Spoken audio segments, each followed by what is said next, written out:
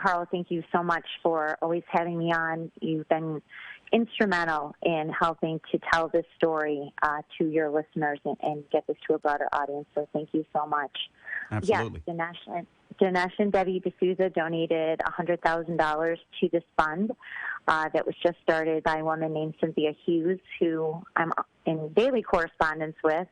She has emerged as sort of the family advocate, sort of coordinator for these distraught and nearly destroyed families of those who have been detained under pretrial detention orders for several months, causing, as you can imagine, not just emotional trauma to their families, but real financial crises. So rather than, we're trying to put together legal funds too, that's far more complicated, but these families really needed some immediate relief. And so Cynthia started this fund, a nonprofit, and Dinesh and Debbie D'Souza were just beyond generous with their six-figure donation, also encouraging people to donate to this cause as well.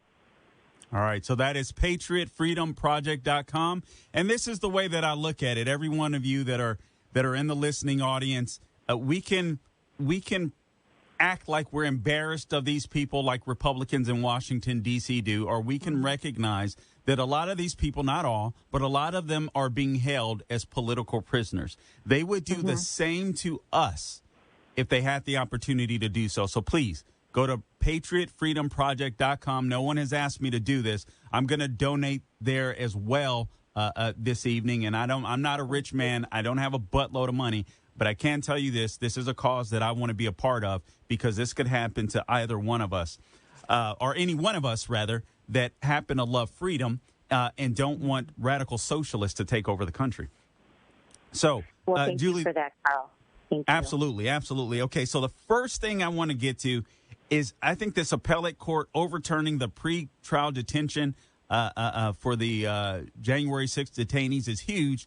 And then I want to talk about this guy, Fanone. Fanone is a piece of work, or in Ghetto Fabulous terms, I would say a POS, and we'll get into that a little later. But first, let's start here. I think this is absolutely great news. In your column, Julie Kelly at AmGreatness.com, you say, in a stunning but well-deserved rebuke, the D.C. Court of Appeals on Monday ordered the pretrial detention of George Tanios, I believe, one of two men accused of spraying Officer Sicknick and others on January 6th, be reversed. This is big news, isn't it?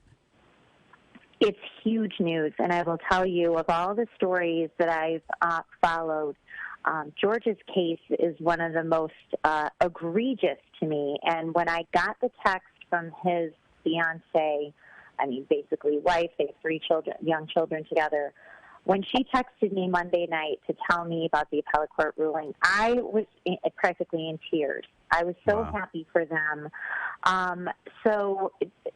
After the Brian Sicknick was bludgeoned to death by a fire extinguisher story was exposed as huge lie, another hoax perpetuated by not just U.S. Capitol Police, but the New York Times, they had to pivot to another story, which was this idea that Brian Sicknick died of an allergic reaction to chemical spray.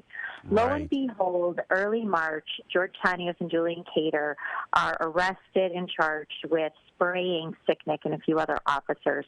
First, we were told bear spray. Then we found out in court proceedings it was like a keychain thing of little pepper spray, something you could probably buy at, a sporting goods store. Right. I carry one on my keychain.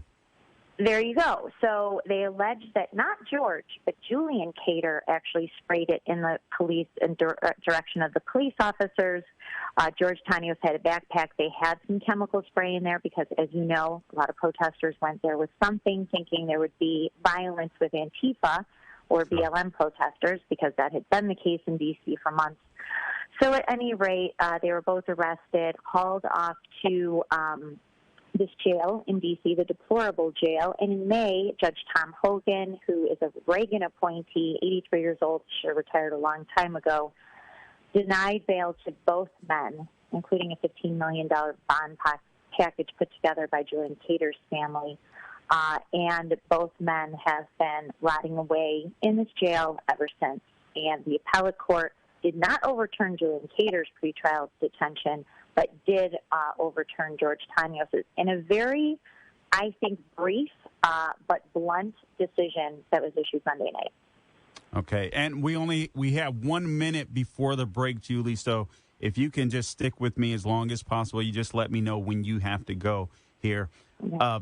A couple of things that I want to mention. First off, this guy, Tanios, the record reflects that he had no past felony convictions, no ties to any extremist organizations, you write, no past January 6th criminal behavior that would otherwise show him as a danger to the community whatsoever. So this was a good citizen that was jailed for no reason. 10 seconds before we go to break. No, there was a huge reason he was jailed, to keep alive the lie that Brian Sicknick died in the line of duty. That's why his life's being destroyed.